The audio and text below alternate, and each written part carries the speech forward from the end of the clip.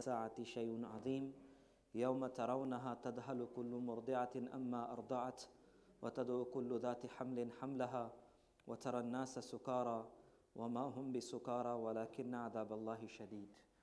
Brothers and elders, we are grateful and thankful to Allah subhanahu wa ta'ala for His blessings and bounties in our life. May Allah subhanahu wa ta'ala increase for all of us. Today is our 17th day of our fast. May Allah subhanahu wa ta'ala accept our siyam, our qiyam. May Allah subhanahu wa ta'ala give us barakah and blessings in the remaining days of the month of Ramadan. May Allah subhanahu wa ta'ala accept from all of us.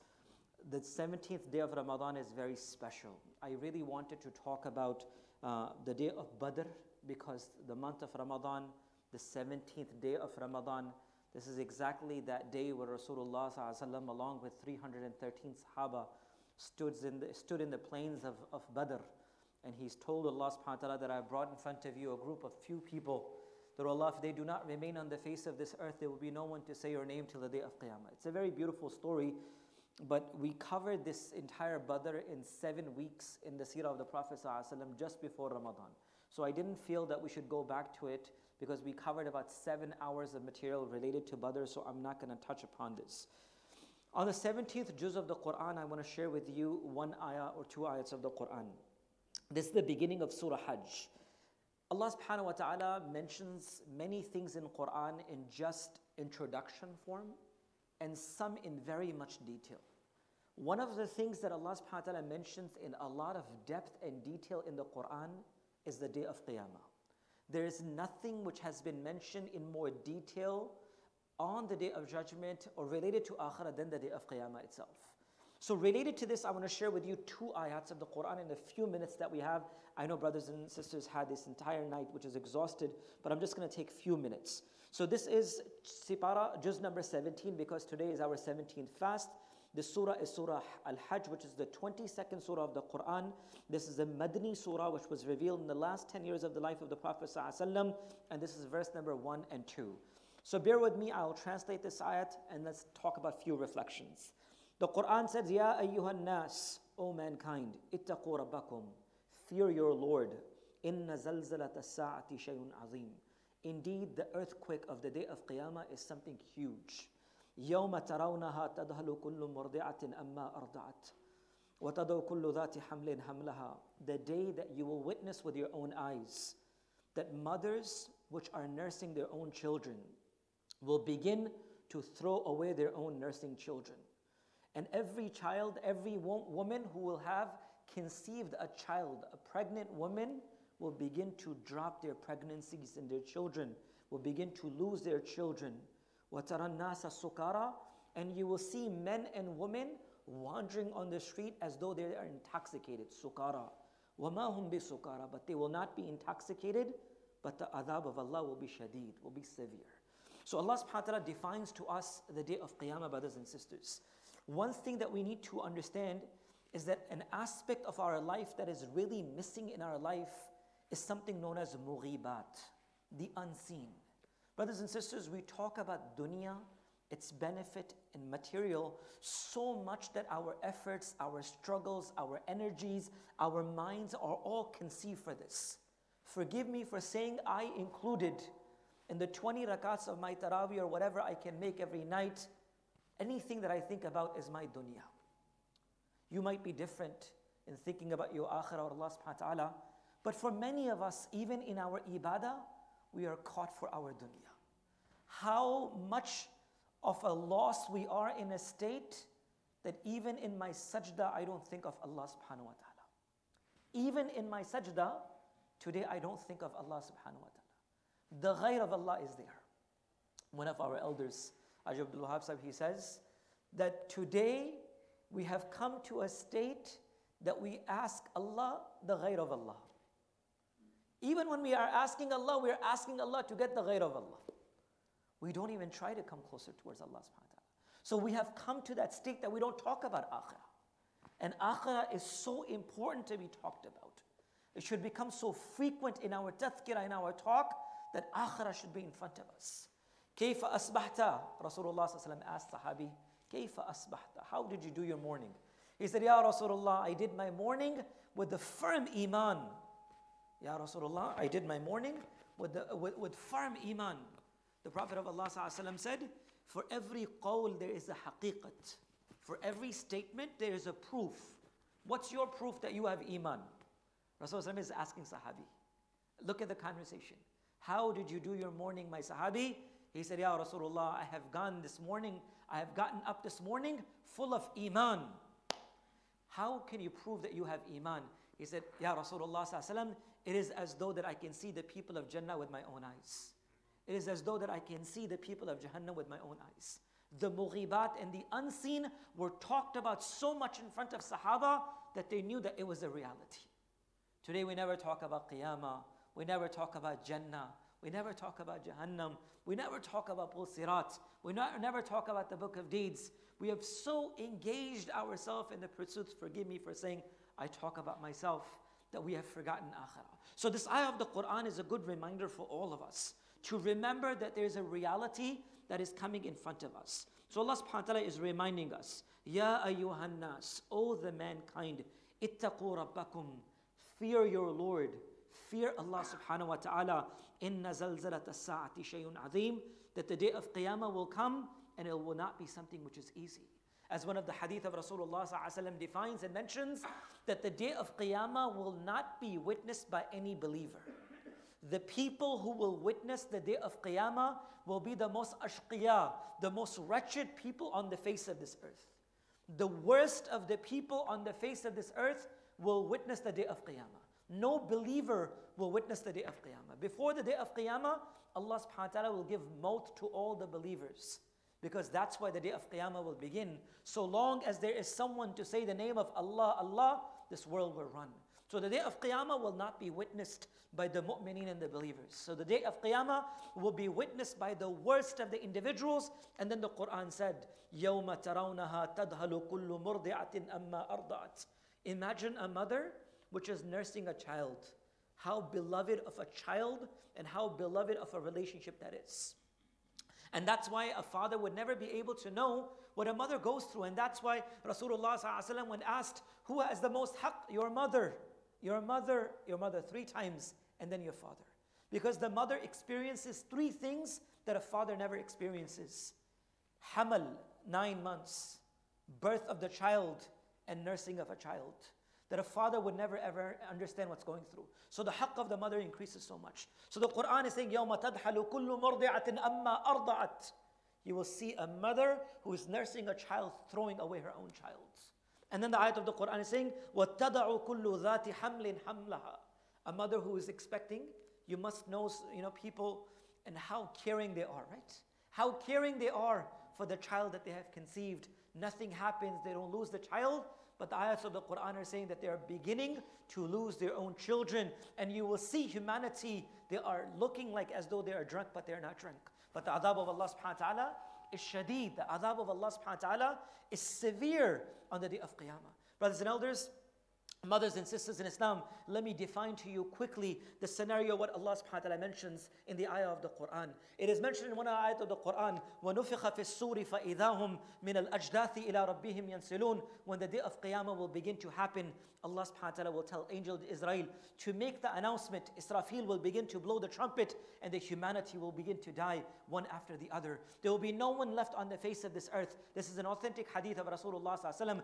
Anyone underneath the first sky will die, and then the first sky, the maut will come. The second sky, the maut will come. The third sky, the maut will come. The fourth sky, the fifth sky, the sixth sky, the seventh sky, the entire humanity will be dead. And now the announcement will be made. Who is alive and who is left? It will be made as an announcement that there are 4 great angels, Mikael, Jibrail, Israfil, and Israel, and the angels who are holding the throne of Allah subhanahu wa ta'ala, they are the only ones who are alive. At this moment, an announcement will be made that all the angels who are holding the throne of Allah must die. The angels who are the hamilin of the arsh of Allah, an announcement will be made for them to die, and they'll also die. At this moment, an announcement will be made. Who is left? Mikael, Jibrail, Israfil, and Israel. Announcement will be made. Jibrail and Mikael, you also have to go. A nada, a voice will come to intercede and say, Ya Rabb, even Jibrail, even Mikael, and the announcement from Allah subhanahu wa ta'ala will come. Uskut, stay quiet, for indeed you are the khalq of Allah, and anything beneath the arsh of Allah will have no life today. At this moment, Jibrail alayhi salam, Mikael alayhi salam will be gone. And then it will be asked, Who is left? It will be told it is Israel and Israfil alayhi salam. And at this point, an announcement will be made by Allah subhanahu wa ta'ala. Let Israfil blowing the trumpet also finish. As soon as this announcement will be made, the trumpet will go away and he will also die. And at this moment, the last individual left will be Angel Israel. His life will also be taken. And then Allah subhanahu wa ta'ala will make an announcement. Who is the Malik? Who is the Malik? Anil Malik. Allah subhanahu wa ta'ala is the Malik and the King. And then one hadith mentioned, then Allah subhanahu wa ta'ala will make another announcement. And Allah subhanahu wa ta'ala says, Anil Qudus. Anil Qudus. Another announcement will make, Anil Jabbarul Mutakabbir. Anil Jabbarul Mutakabbir. It is Allah subhanahu wa ta'ala who is the most powerful of the most powerful. And the kibriya is only with Allah subhanahu wa ta'ala. Brothers and sisters, a quick point to understand. Scholars have mentioned that avoid kibr, because indeed the kibr is only for Allah subhanahu wa ta'ala. The kibriya is only for Allah subhanahu wa ta'ala. And that's why when Luqman the wise, he gave his son the advice. He said, "Oh my son, do not walk on the face of this earth with arrogance, nor you will rip these mountains, nor you will go above this place." Alcohol and adultery will not throw an individual to levels where kibr and arrogance will throw an individual. Yes, adultery is wrong. Yes, fornication is wrong. Yes, alcohol and gambling is wrong. But kibr and arrogance is what made Iblis Iblis. Arrogance is something which destroys us, brothers and sisters. Humbleness, humbleness, humbleness for the sake of Allah. Man tawada lillah faqad rafa'ahu Allah. Have humbleness, Allah will elevate you. Allah will elevate you because of your humbleness. So Allah subhanahu wa ta'ala will mention, Anil Malikul Qudus, As-Salam al-Mu'min, Al-Mutakabbir, Allah subhanahu wa ta'ala. And then the announcement will be made, where are the muluk? Where are the kings? And there will be no answer. And Allah subhanahu wa ta'ala says, لِمَنِ الْمُلْكُ الْيَوْمِ لِلَّهِ الْوَاحِدِ الْقَهَارِ. And this mulk is only for Allah subhanahu wa ta'ala. Then the hadith continues, Allahu Akbar.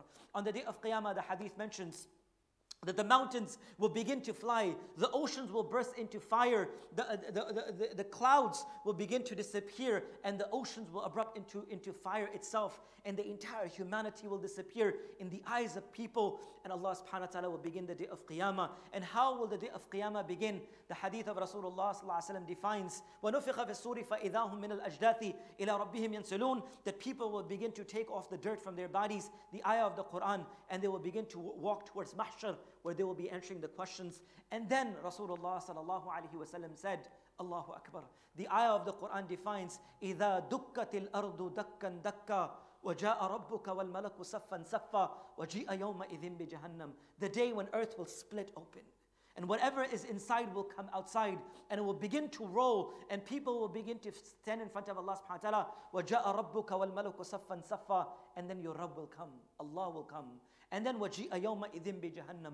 And Jahannam will be brought in front. Hadith of Rasulullah sallallahu alaihi wasallam, Jahannam has 70,000 hooks. For every hook there is a 70,000 angels, which will be bringing Jahannam in front of the people. It will take the breath, and every single person will fall on the face of this earth. And then Rasulullah sallallahu alaihi wasallam mentioned, يَوْمَ يَجْعَلُ الْوِلْدَانَ شِيبًا. A day when a young child will become an old man. The word shayba in Arabic means an old man. يَوْمَ يَجْعَلُ الْوِلْدَانَ شِيبًا. A young child will become an old person. What does that actually mean? Let me share with you a 2-minute quick story that I witnessed. A few years ago, I was in New Jersey. We were in a masjid. A brother said, I want to take you to visit someone who's really, really sick. I said, let's go. What can be better than visiting someone who's sick? We sat in a car and we drove for half hour. I said, where are we going? Half hour to a hospital? He says, this is an end of the life care facility. We reached this place. I saw people who were old, veterans from World War II, and elderly individuals. I said, who are we going to see? He said, I want you to meet someone really young who got into an accident. I said, young person in the midst of 70, 80 years old? Where are you taking me? End of life? Finally, we reached this bed, and I saw this youngster. Wallahi, I still remember, I saw this youngster. He was paralyzed from his eyes down. He was a graduate from Baltimore University. There were 3 friends sitting in a car, 2 in the front, he was in the back. They just had graduated from the University of Baltimore. They were driving, they came off of a tunnel. The car got stuck in something in which there was something in front of them. And a car running from the back, from the tunnel, didn't see that there was a stopped car in the front. Struck them from the back. The 2 kids in the front broke their arms and their legs. But this child, this youngster, was sitting in the back seat. He was crushed from the back, in which his spinal cord got broken, and everything beneath his eyes, he could not move. He was paralyzed from his eyes down. The only thing that he could move was his eyes. He couldn't move himself. So I saw that the nurses were turning him around, tossing and turning around. They said he would get bed sores because he's unable to move. There was a machine that was connected to him, and he was unable to speak, and the machine was speaking on his behalf. I asked the man, and of course, going and visiting someone, you would always ask someone, how you doing? So it felt like he said, Alhamdulillah, he praised Allah subhanahu wa ta'ala. I asked the person who would visit him very frequently, I said, what is this person's wish? What is his wish? So he said he has two wishes. He says he wants to do Hajj of Baytullah walking, if Allah gives him this ability, if he gets better. And secondly, he wants to put his forehead on the ground because he says he never prayed while he put his forehead down on the ground in front of Allah subhanahu wa ta'ala. That was his wish and his desire. I said, how old is he? He said he's 27 years old. 6 years he had been inside that facility. I asked him, why is his hair all gray? He's 26 years old and his hair are completely gray. So the doctor who was attending, he told me that his body is going through so much pain that if he was not paralyzed, he would scream so loud that people from far distance could hear him. But because of him being paralyzed, he cannot express that. And because of the pain staying within his body, his entire hair has become gray. And that reminded me of that ayat of the Qur'an, يَوْمَ يَجْعَلُ الْوِلْدَانَ شِيبًا. A day when a young child will become an old man. Hadith of Rasulullah sallallahu alaihi wasallam, a man will begin to eat his hand to an extent that they will eat it all the way towards their elbow and they would not even realize. Ayat of the Qur'an, Rasulullah sallallahu alaihi wasallam defining us the day of Qiyamah. Allah subhanahu wa ta'ala mentions, يَوْمَ يَفِرُّ الْمَرْءُ مِنْ أَخِيهِ وَأُمِّهِ وَأَبِيهِ وَصَاحِبَتِهِ وَبَنِيهِ. The people that we love so dearly, the people that we care of so much, on the day of Qiyamah, the Qur'an is telling us, will run away from one another. يَوْمَ يَفِرُّ الْمَرْءُ مِنْ أَخِيهِ. The one that we care for so much, our brother, our sister, our spouses, no one will stand next to them on the day of Qiyamah. And then the ayah of the Qur'an continues to an extent that your Rabb Allah subhanahu wa ta'ala will come saffan in groups of angels, and the hisab on the day of Qiyamah will begin. And then the Nabi of Allah sallallahu alaihi wasallam said, فَأَمَّا مَنْ أُوتِيَ كِتَابَهُ بِيَمِينِهِ. For those who receive their books of deed on their right hand, they will go and tell the people, هَا مُقْرَأُ كِتَابِيَ. Come and read my book. I knew I had to face Allah subhanahu wa ta'ala. I had lusts, I had desires, I had pressure around me, but I knew, oh Allah, I had to face you. I could have earned haram if I wanted. I could have eaten haram if I wanted. I could have done haram if I wanted. But oh Allah, it was your fear that allowed me not to do all of this. But oh Allah, today I have succeeded. هَا مُقْرَأُ كِتَابِيَ. Come and recite my book. My Allah has given me success. And on the contrary, the Qur'an is saying, فَأَمَّا مَنْ أُوتِيَ كِتَابَهُ بِشِمَالِهِ. For those who will receive their books of deed in their left hand, they will say, why have you been given this book? And indeed, the Qur'an will begin to say, beat them and chain them and drag them towards the fire of Jahannam. My dear respected brothers and elders, Akhirah is a reality. The day of Qiyamah is a reality, a day that every single one of us have to face. These are not just fairy tales that may happen to someone else. A day that has passed upon someone else, as Qari Sahib just made an announcement, wallahi, one day an announcement will be made for all of us as well. You never know what that time might be. But that's why it is important for us to keep Akhirah in front of us. Do not become so involved in the pursuits of this dunya that we forget Akhirah itself. And for those who keep Akhirah in front of them, Allah's qasam, Allah will make dunya with afiyah for each. Allah will bring the dunya dragging to your feet because you made Akhirah your maqsad. But if we make dunya maqsad and purpose of our life, then Allah will make a dhalil and disgrace behind dunya itself. So my humble request and my message for today is from the 17th juz of the Qur'an. In the 22nd surah of the Qur'an, Surah Al-Hajj, Allah subhanahu wa ta'ala is reminding us by saying, Ya ayyuhan nas, O those who are humanity, O humanity, ittaqu rabbakum, fear your Lord Allah subhanahu wa ta'ala. Inna zalzalat as-sa'ati shay'un azim. The zalzala, the earthquake of the day of Qiyamah, is something huge. You will begin to see people who are holding their children, nursing children, they will throw their nursing children away. And those women who have conceived, or those who are holding children, and as hamilin, they will begin to lose their children. And you will see humanity that they will be intoxicated, but they will not be intoxicated, but it will be the adhab of Allah that will be severe. So brothers and sisters, I will conclude by saying this, that we need to continuously talk about Akhirah. We need to continuously be in an environment that reminds us of death and hereafter. Rasulullah ﷺ was asked by Ibn Umar radiallahu anhu, Man akyas nas ya Rasulullah, who is the most intelligent amongst us ya Rasulullah? The Nabi of Allah ﷺ said, the one who remembers the maut and talks about akhirah. The one who remembers maut and prepares for it before it comes to us. So brothers and sisters, the akhirah is reality. The day of qiyamah is reality. The stronger the belief of akhirah, and stronger the amal and actions of this individual. The stronger the belief of akhirah, the stronger the actions in this world. And if we want to become successful on the day of qiyamah, we need to make effort in this world. A small life that Allah has given us, this is a time to change. This is a time to come back towards Allah subhanahu wa ta'ala. So I have a humble request for all of you. The life that we have lived in the disobedience of Allah, willingly, knowingly, purposely, the month of Ramadan is to ask Allah for forgiveness. Allah is so kareem, brothers and elders. Allah is so kareem that only if we were to ask within our own self and say, oh Allah, please forgive me. Allah is so kareem, He will not let you go empty-handed. Allah will not let you go empty-handed because He's the most generous of those who give.